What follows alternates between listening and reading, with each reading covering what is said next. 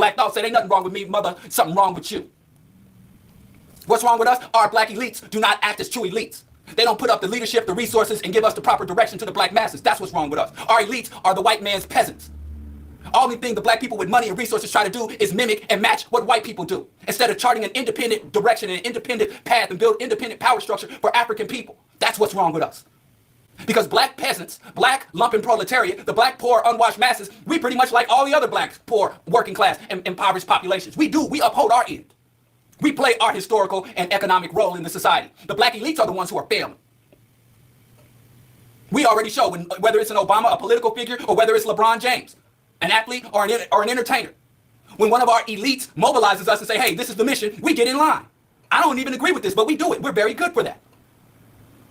We burned down 200 cities for Dr. King. And it's the same thing the white masses do. Stupid, whether it's Donald Trump, who's an idiot, or whether it's Jeff Bezos. When the white elites say, hey, here's the agenda, line up. And white boys, they go off to the factories, they go off to kill, or they go off to the trailer parks to smoke wet meth. Whatever their elites tell them to do. But the difference is the white elites have a white agenda. The white elites sit amongst the other white elites. The Arab elites sit amongst the other Arab elites to a lesser extent. The Asian elites sit amongst the other Asian elites. The Asian cultural, economic, academic elites, they sit there and come up with an Asian agenda. And sometimes they cooperate with the other elites, or sometimes they go to war. Depends on how their interests align or diverge. But the black elites, their only sole occupation is to enjoy the spoils of all the other elites.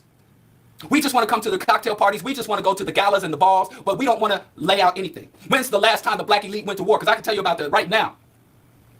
The Asian elites, the Chinese elites are banging out with the Western European and the American elites. And black people, all we can do is pick a side. So the black masses are on task, really, when you really look at class stratification. The black working class and the black poor people, we're better than all the other working class and poor people. But our elites don't give us nothing to rally for. Only thing our elites can do is try to motivate us to go and find favor with some other group of elites. But this ain't nothing new. I'm not blaming. You go all the way back when I was a little kid trying to say, I'm going to make it out the ghetto. I'm going to get out the project. I'm going to stop having to go to the grocery store with food stamps and the humiliation that I feel when my grandmother has to buy us food stamps and our cabinets are full of government cheese. You didn't have to refrigerate it. What happened to government cheese? What the hell was in that stuff? But beyond that, when I was making my plan to make it out the ghetto, I'm still working on it. I was look at TV and I see one of the most prominent black men in the world, The Cosby Show. I'm going to do that. I'm going to have me a 2-parent household. And what did he tell me to do? I move to a white neighborhood, surround and talk white, act white, be white. I'm gonna go look at a different world. And the smartest, most brilliant black man in the world talking about, I'm gonna go work for Konnichiwa Industries. And we tell us the hottest, most innovative black people now, what are they doing? Buying stock in white folks' companies. And flipping it and securing the bag. But I guess the Jews in Europe played that same game, financial security. Then they figured out, no, financial security is painfully inadequate. The Jews figured out we're marching to the gas chambers in fur coats and diamonds. We're in the cattle cars with our degrees in our hand. So I don't know, we got to go through another Holocaust? Because, I mean, we went through half a dozen Holocausts before the Jews went through their first. But anyway, I hope that explains to all you confused rich Negroes, you caste Uncle Toms and Auntie Toms that don't understand what's wrong with black people because one of your own, somebody y'all identify as your own, had to suffer the fate that, a dozen black people are going to suffer before I go off the air. Hundreds of black people are going to suffer that fate. And it really pisses me off that all of a sudden y'all found your moral outrage. You found your outrage and you're ready to level consequences against the community. For the failings of the community, you're ready to level consequences. You're ready to say you're not going to reach back. You're not going to get back to the hood. You're going to stop working in the hood. You're going to stop supporting the hood as if that's what you were doing prior to Nipsey Hussle's murder. I wish the blood clot y'all would come around me talking that. And I see, not just murder an individual, the government, the capitalist economy can kill a whole ecosystem, can destabilize an entire country, and not even a country, but a region. The state can murder. I never hear y'all say, I'm done with the government. I'm done with capitalism. I'm done with the music industry for promoting this violence. No, but you're ready to wash your hands of the hood. You're ready to wash your hands of the very people who made you. I wish let me tell y'all something. You better put it back in perspective, or maybe not. I'm just one dude talking. The rest of the community will still love and worship y'all. I mean, black people marched for Meek Mill, got Meek Mill out of jail, literally, in the same city where they locked up Mumia Abu Jamal. They had Mumia been locked up 40 years, since the 80s. They didn't have Mumia, and Mumia has done more for black people behind bars than Meek Mill ever did from walking the streets in his young life. But, you know, they literally stepped over Mumia to get Meek out of jail, marching, threatening to tear the city down, to get Meek Mill out of jail. And then Meek Mill pops up on the internet talking about, I don't owe nobody nothing. I don't owe nobody nothing. I don't even give to my family. Because you encouraged me, you raised me, you helped cultivate me. I don't owe you nothing. I did this myself. And then right after that, they declared Meek Mill Day in his hometown. So I guess I'm just one man. Y'all already know y'all can go and make millions of dollars off of promoting antisocial behavior, crime, drugs, pimping. Y'all can make millions of dollars promoting and distorting the reality of poor and working class black people, the hood, gangster, drugs. Y'all can make millions of dollars doing that. Y'all can also, when a wealthy rapper begins to snitch on other wealthy individuals who are engaged in shooting black people, gun charges, racketeering charges, murder for hire, y'all can condemn him because it's the G code. Y'all can literally give humanitarian awards to a man who literally said the words, it's hard not to kill niggas. It's a full-time job not to kill niggas. And that's the only lyrics of his I can say, but there's a lot more. Who made a career objectifying women. You know, who set the standards. I mean, whenever anybody think, you know, big pimping, everybody's, oh, trafficking in women. You can't be big pimping if you ain't big trafficking. But it's all fun and games when we're dancing to a funky beat. As I said before, everybody loves the gangster aesthetic. Everybody loves the gangster rhetoric. Everybody loves the gangster lifestyle until some real gangster stuff happens. But Jay-Z's a humanitarian award. Now he's going to help cultivate and bring up other little capitalists. And Jay-Z and Beyonce bow down, bitches. And she went off to Asia to set up her own sweatshop. Black progress. Hashtag black excellence. And y'all do all that, fine. Heaven forbid I be a hater. But how dare any of them turn around and ask in a perplexing manner what's wrong with black people? You are what's wrong with black people. We are our own worst enemy. Now, I wrote an article several years ago. I went back and read it. And I tell you, I wish, if I had 3 wishes, one of my 3 wishes would be, is that I really wish that black people were our own worst enemy. If I could make anything come true in the world, I would make that statement come true. If black people were our own worst enemy, there'd be nothing to make me happier. Why? Because how do black people treat our true enemies? Think about this. How do we treat our enemies? Do we wage relentless war against them? No. Do we subvert their agendas? No. Do we poison their natural resources, their land, their cattle, their crops? No. How do we respond to our enemies? We seek non-violent integration with our enemies. And no matter how many of our people they lynch, how many of our leaders they assassinate, how many acts of atrocities and acts of subversion they commit against us, from redlining to lynching, we keep our eyes on the prize. And we're willing to march. We're willing to face jail. We're willing to face attack dogs. We're willing to face water hoses. We're willing to face death. To be equal to share a water fountain, to sit on a toilet next to have our children go to the same school, to live in the same neighborhoods as our enemies. Nat King Cole bought a beautiful mansion in a white neighborhood. And they went to his yard with gasoline. And they used paintbrushes to paint nigger into the lawn. And they set the lawn on fire.